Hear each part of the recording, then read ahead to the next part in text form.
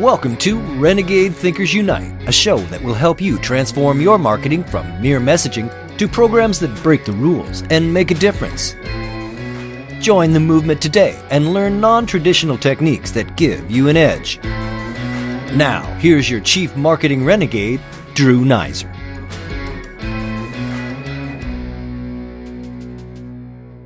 Hello, this is Drew Nizer, and welcome to another edition of Renegade Thinkers Unite. I am here with Patti Newcomer, who is the VP of Marketing at Intuit ProConnect Group.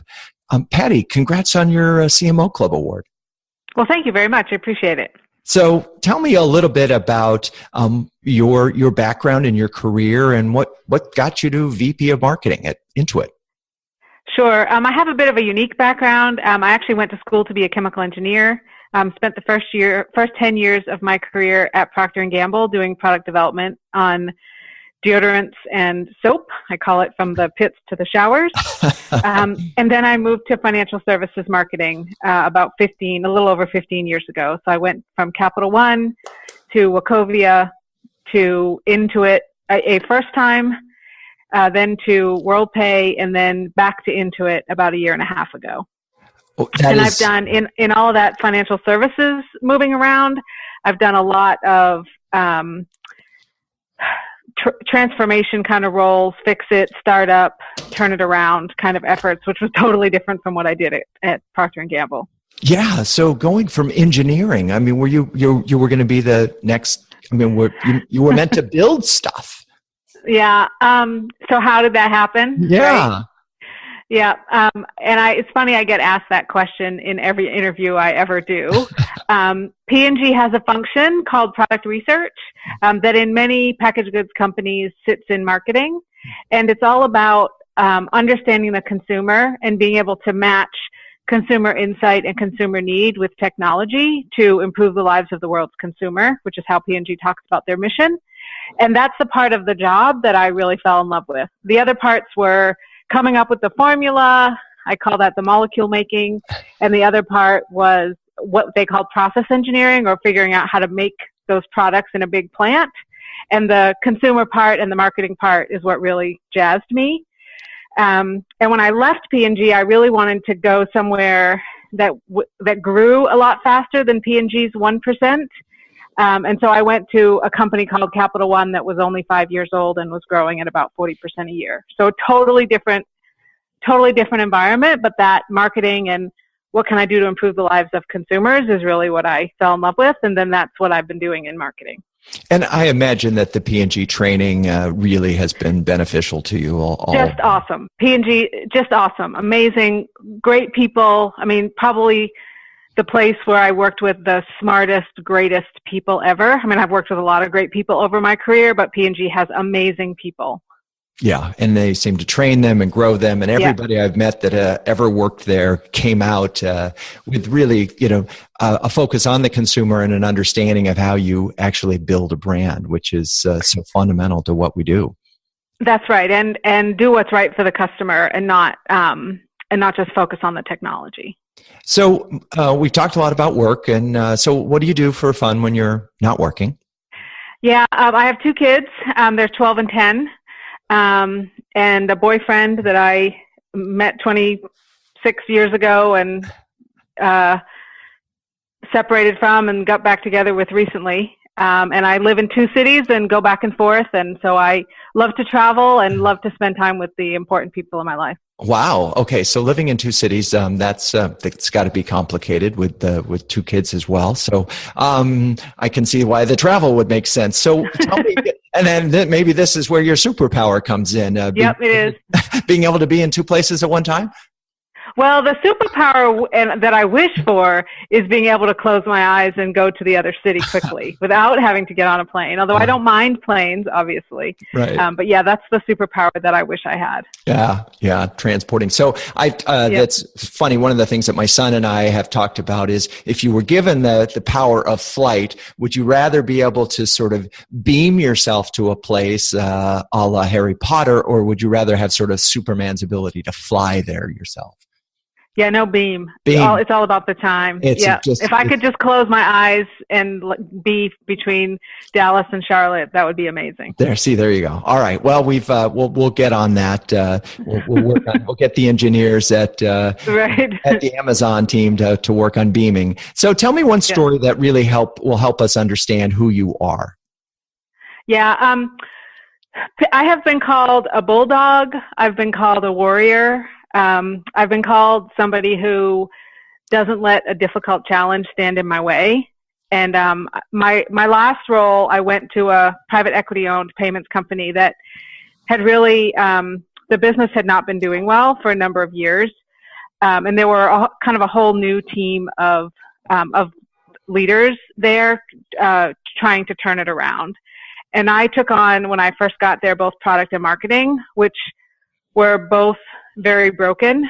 In fact, the person at the private equity company that sort of sat with us basically said to me after about 45 days, "Oh my gosh, based on what you've uncovered, it's even more broken than we thought."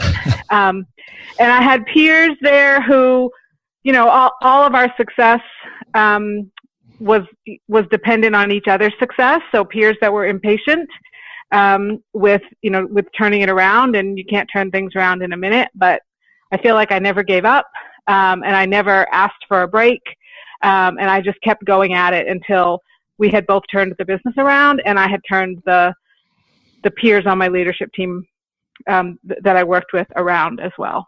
That's really interesting. And some people are just gravitate towards difficult challenges. And why? What is it in you that sort of wants that kind of challenge? Give me the hardest thing, because I want to prove that I can do it. I just love the really difficult challenges. It's wondering, and it's just how I've always been wired. I was that way growing up and in school, and I think my parents instilled in me that if you work really hard, you can achieve anything. And that's just how I live, and that's just, nothing stands in my way. It's funny. I wonder if that's somewhat some of that engineer in you, is you know that you can get to the end solution here. We just need to apply, enough math to this thing and enough torque somewhere or another. We can move that. Move that beat. Yeah, that doesn't really take feelings and emotion into account enough, which is something that I've learned over my career. But there's definitely something to, if we just work hard enough, we can solve it. We can get it done. So as you've been approached these very difficult challenges, what's the best piece of advice that you've ever received from a peer? The best advice. It's focus on the outcomes. And focus on the things that are the most important. As I've worked in environments that are startups or young companies and things like that, they're always resource challenged. There's never enough people or budget or whatever to go around. And you've really got to focus on what are the top priorities and what are the outcomes that we're really trying to deliver. That's probably the most important advice that somebody gave me. From a peer perspective. Interesting. So just know where it's going, focus on where you want to get, and then just put all your energy against getting there. That makes a lot of sense. Because it's not just about the activity. People get stuck in the activity. I'm going to do this and then that and then right, and they just get wrapped up in I'm just doing the activity. And then when you get to the a year later, or you're looking at your review it at mid-year or whatever, you're like, what have I achieved other than sort of checking off my list? And so if you can focus on the outcomes, it then drives the activities rather than sort of the activities leading the way. All right. So we're going to focus on the activities. And when we come back, we're going to focus on how Patti has first of all, why you went back to Intuit and what you're doing at Intuit that helped you win a CMO Club Award. So we'll be right back. Renegade Thinkers Unite is brought to you by Social Media Explorer, the website that explores the world of social media from the inside out. Great advice from today's leading social media columnists and experts at socialmediaexplorer.com. That's socialmediaexplorer.com.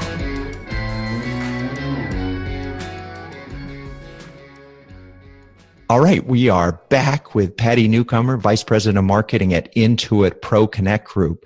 Patti, first tell us a little bit about the Intuit Pro Connect Group.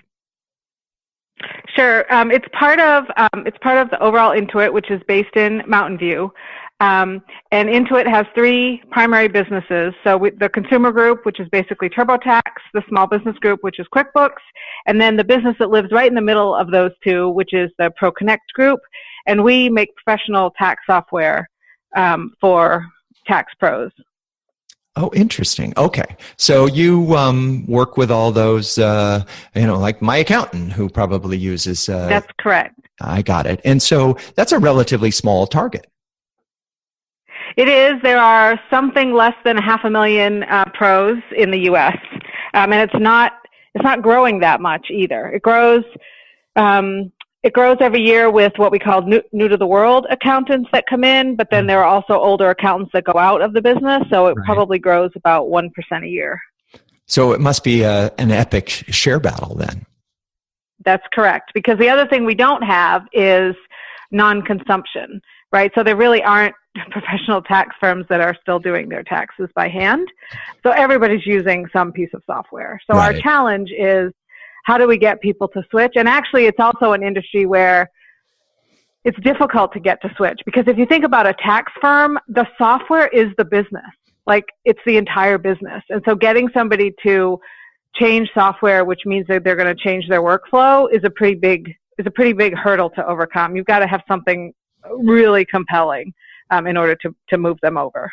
Or some kind of major screw up somewhere along the line. Correct. That's right. Or a major screw up. That's right. So I imagine retention is part of your. So let's just talk about what your role encompasses as VP of Marketing. Sure. So I lead the marketing for the business. I have a fairly large digital team that does all of our email and direct mail and the website and landing pages and all that kind of stuff. I have an acquisition marketing team. I have a retention team, and I have basically a product marketing team that partners with product to figure out what's the best way to market our new innovative value propositions. So because I'm very interested in the product portion of that. And does that mean that your group works to develop the next generation of the product? So no, we have a product development group, which basically is the engineers that code the software. Right. And we have a product management group that determines the product strategy. And then marketing partners with product to figure out how to position it and listen to the voice of the market for things that would make it better and enable us to better acquire or retain our existing customers. So let's talk about a specific program that you've developed that you're particularly proud of. Well, probably the biggest thing I'm proud of, actually. So Intuit is really very focused on its employees and enabling our employees to do the best work of their lives, and that's how we talk about it. And the way that we measure that is we measure employee engagement. And so right after I came back to Intuit, the employee engagement on my team was measured, and it was in the low 60s. And 6 months later, at what we call the Pulse survey, it was up to 93. Wow. And so that basically says that, the amount of work didn't go down, the challenges didn't go down, but we were able to turn around the way people felt about the organization and how engaged they were in it, in a very big way. So that's probably the thing that I'm the most proud of since I've been back. No, and that's amazing. And I have to say, I've interviewed well over 150 CMOs. It's probably closer to 200 now. And we've never actually talked about measuring employee engagement. So how do we define employee engagement? How do we measure it? Yeah, there's actually a survey that is done, and there's a database comparing the results across various companies. So that you have something to compare to know sort of what's best in class and, what some of the benchmarks are. And so we participate in that. So there are statistics, statistical metrics that define and correlate to engagement and to retention and to those kinds of things that are really important for us. Mm-hmm. So in terms of behavior, I guess, as I try to understand what employee engagement is, I mean, it's not showing up at the office every day. What kinds of things? That's right. What kinds of things? Well, it's things like I have a say in the decisions that get made about my work. It's things like I feel like I'm listened to. It's things like diverse opinions matter in my organization. It's things like the strategy and the vision are clear. It's things like we're focused on the most important things for customers. It's things like I think my senior leaders are doing the right things to drive the business. It's things like I have confidence in the success of the business and how well the business is going to do. Mm-hmm. Those are some of the questions that we're measuring in the survey. Really interesting. And is that different somehow than employee satisfaction, or are they sort of pretty much the same notion? Yeah, they're similar. We do ask a satisfaction question as part of the survey, but what we find is engagement is a more relevant measure, and it measures employees' willingness to not just be satisfied, but also stay, even in the face of competitive offers from other places. Wow. So, and we all know that retention really matters, particularly if you can get the right employees and then keep them. So how did you move the needle from 60% to 93%? Yeah. There's a couple of things. Probably a big one was me adjusting my own style. And the way that I sort of did that was I sat down with people and said, tell me what I need to do differently. And I now have monthly skip levels with the team where basically we just go into a room. My only agenda is tell me what's working, tell me what's not working, tell me, if there are opportunities, and tell me what you want me to do, either more of or less of or differently or better, and just listening, not being defensive, not trying to explain, what I've done, but listening to the feedback and then reacting and addressing it. And having people feel like she's heard me and she's doing something about it. And it was everything from we don't see enough of you to we don't like the way you reacted that way in a meeting to we wish we had XYZ in our space to we wish we could do ABC together. I mean, it was a whole wide variety of things that I was able to listen to the feedback and make changes. Not huge changes, not changes that were real expensive. I mean, I don't have a huge budget, but just things that mattered to people and they could see that I cared and was working to make adjustments. Well, first of all, you're to be commended just for, accepting the fact that maybe you could do things better, because a lot of people don't. But how did you know you were getting sort of honest feedback? Because not everybody can look their boss in the eye and say, oh, by the way, the other day in that meeting, you really screwed up. I mean, nobody does that. Yeah. So, early on I had, and I still do, but early on I had a really good HR business partner who could also pull me aside and say, you also need to do ABC. But I also had to be what we call vulnerable. Like I basically had to say to people, yep, you're right. I know I screwed up. And here's what I'm going to do differently. And, you can hear my words, but what matters more important is my actions. So watch my actions. And I think, giving it some time and people could see, we call it at Intuit the say-do ratio. Like, how closely does the do follow the say? And I had to just be very conscious of if I say it, I have to then follow it up with a do. Oh, by the way, I love the say-do ratio. We have been talking about something called marketing as service, and it's all about the do, not the say. And we think that brands make a huge mistake. They talk about a lot of stuff, but they don't do things. And what matters to people is what you do, right? Not what you say. So that's really interesting to say. I've been in so many brand conversations where we've said, this is so cool, like saying it like this, but we actually have to then do it. It's so true. It's like, and if you say something that's really, really compelling and then you don't do it, you may as well, that's worse than not saying it. Oh, it's true. So my hero is Ben Franklin, and he has an expression which is "well done is better than well said." And when I saw that expression, it was probably about 7 years ago. Yeah. It sort of changed my life. And went, yes, I've been in the communications business all my career, and suddenly it's about the actions, not the words. And so amazing that you were able to sort of get there. And now I imagine in this process, as you were making yourself vulnerable, that and you're saying, okay, I'm going to fix that. There's probably a quid pro quo where the employees are thinking, well, I'm probably not doing something right too. And so they're thinking about self-improvement as well, right? You're leading by example.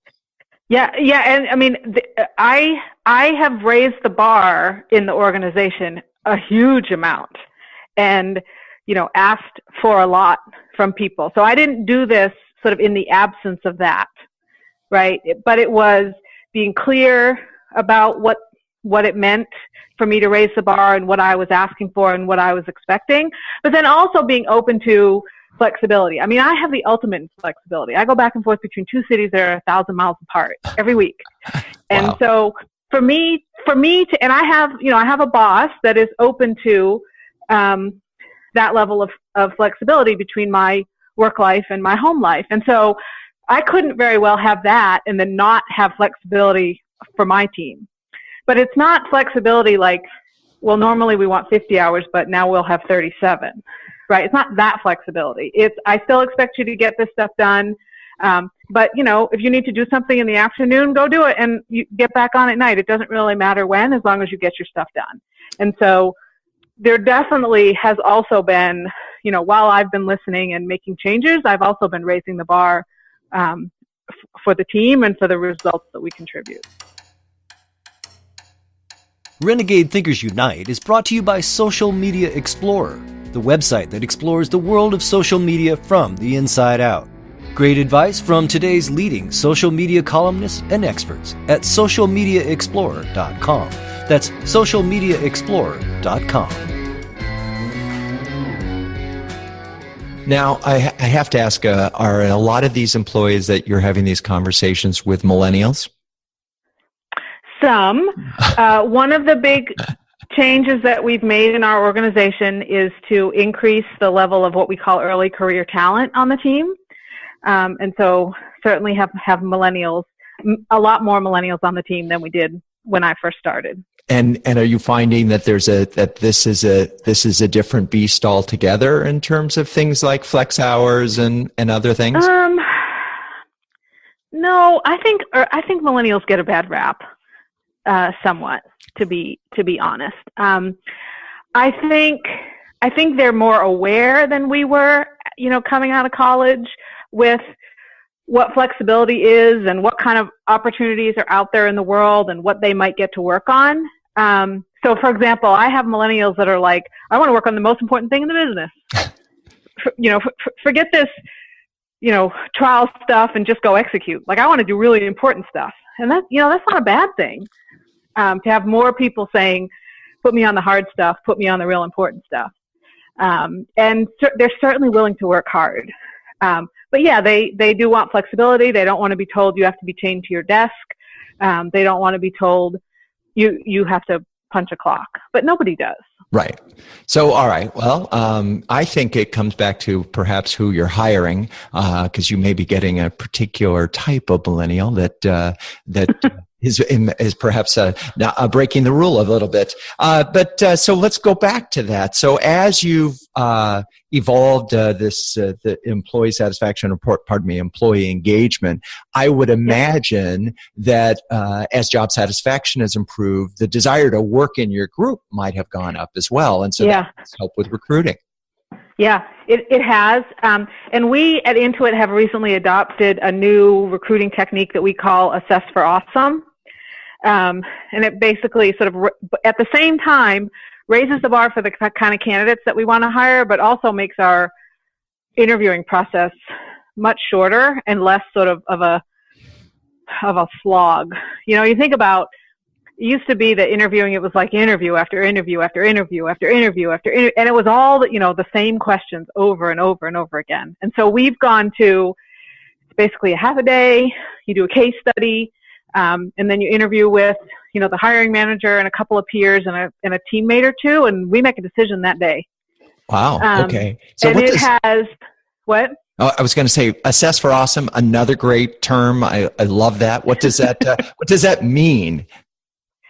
Well, what we're trying to do is we're trying to find people that we assess will perform at the level of being the top 25% in their band or job description. So we're trying to find people and assess early on, like, are they going to be awesome? And that's why we call it Assess for Awesome.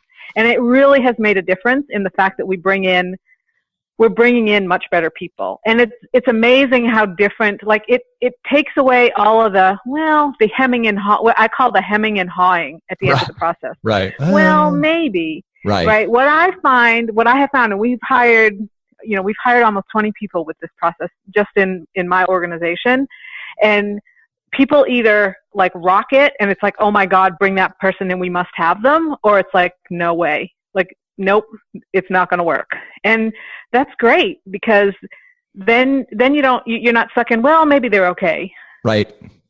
And well, maybe we'll keep them warm until we can interview somebody else and see if they're better. Like, you don't have any of that. Right. They're either right or they're wrong. And that's an amazing ability. And the fact is that you obviously have a good enough reputation that you're getting the pool, a strong enough pool, or the funnel somehow or other is bringing in, and then you're filtering out the less than awesome. And then and I imagine as a result of this, your acceptance rate goes up as well. Yeah, it does. To be clear, it's an Intuit-wide recruiting process, and certainly not something that we've invented. Right. And Intuit, it has historically been a house of brands rather than a branded house. Mm-hmm. So the Intuit name is not that well known. Right. So we're competing against companies like Amazon and Facebook and Google and places like that in Mountain View, and so we have to work hard at developing our employer brand. And so people seeing our culture and hearing about the kinds of things we're doing and having this be the interview process has really helped us. So we've spent we spent all of the time talking about hiring and motivating employees. And why is that so important to a vice president of marketing? That's my job. And if people, it goes back to our mission, right? Empowering people to do the best work of their lives. And if people do the best work of their lives, then my department performs better, and our outcomes are better, and our creative's better, and our partnerships with product and sales are better. And developing capabilities and having the right people and having the right team are a big part of my job. I spend a lot of time on it. And I really admire that. And I have to say that in talking to any number of senior marketers, they all talk about building a team as a top priority. But what I love about it is that you've almost brought some science to it, and in the fact that not only are you you have this very specific goal of getting employee engagement. You had a number. Now it's at 93. Yep. How much higher can that number go, by the way? I don't know that it will, and I'm not sure that 100 means ideal. Like, I don't know that having 100 says, oh, that manager is perfect. Right? There could be other things going on. I used to have a person who worked for me who had 100 and not a great manager, frankly. So, the high 80s to the low 90s, I'm good. There you go.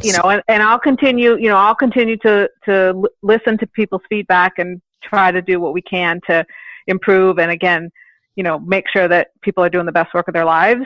But I'm not necessarily trying to take that 93 to a 97. Okay. All right. Well, so I'm very clear. It's all about hiring. I'm going to assume that the result of hiring all these great people is that you've ended up with some pretty great marketing. Yeah, there's tons of marketing I could talk to you about. Well, so, let's talk a little bit about some of a marketing program that you're particularly proud of in the last 6 to 12 months. Right. So one of the things that we're doing, this business has been slower to do the desktop to cloud conversion than many others, but we are hot and heavy in it.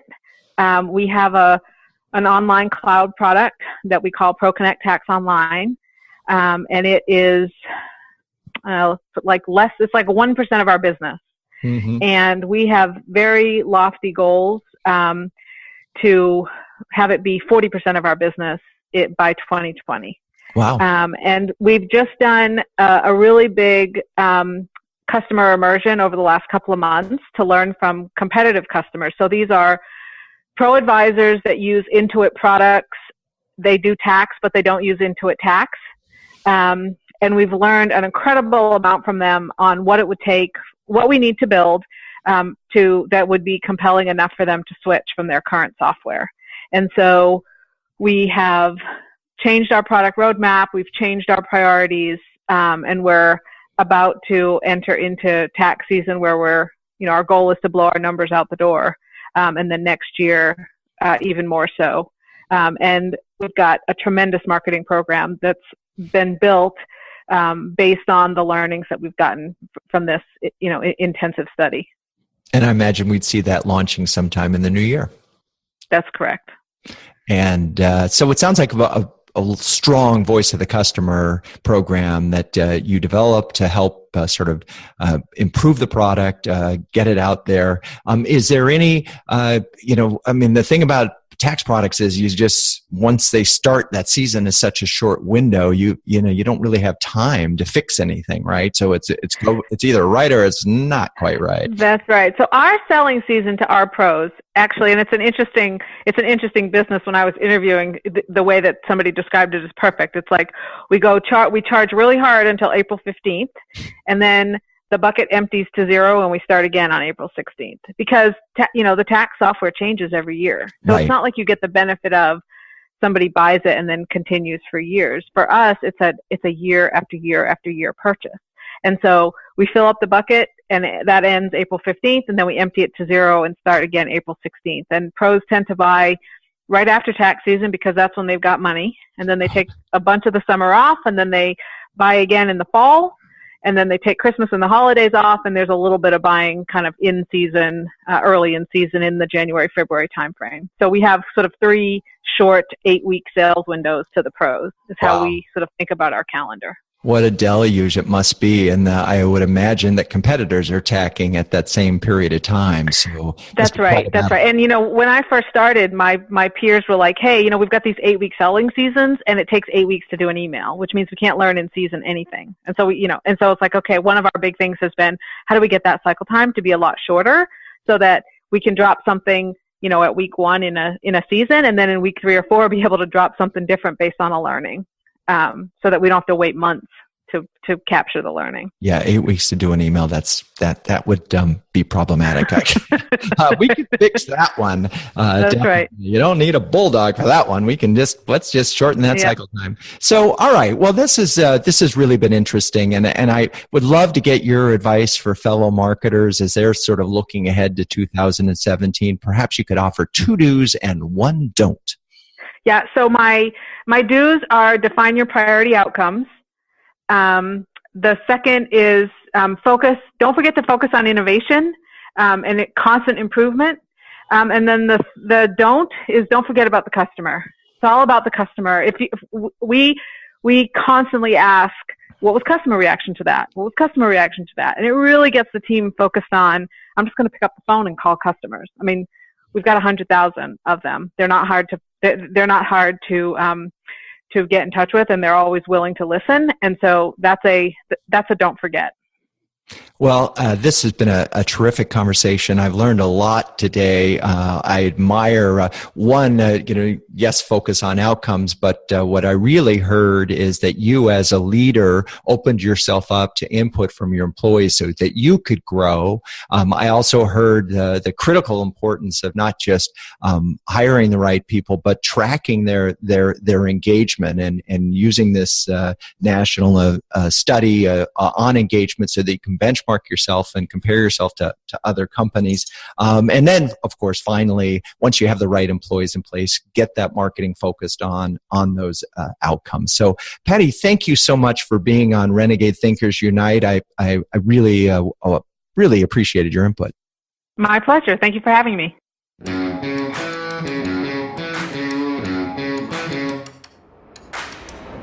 This has been Renegade Thinkers Unite, but it doesn't end there. Just go to renegadethinkersunite.com for more and subscribe to the show. That way, you'll never miss an episode. We'll talk with you next time on Renegade Thinkers Unite.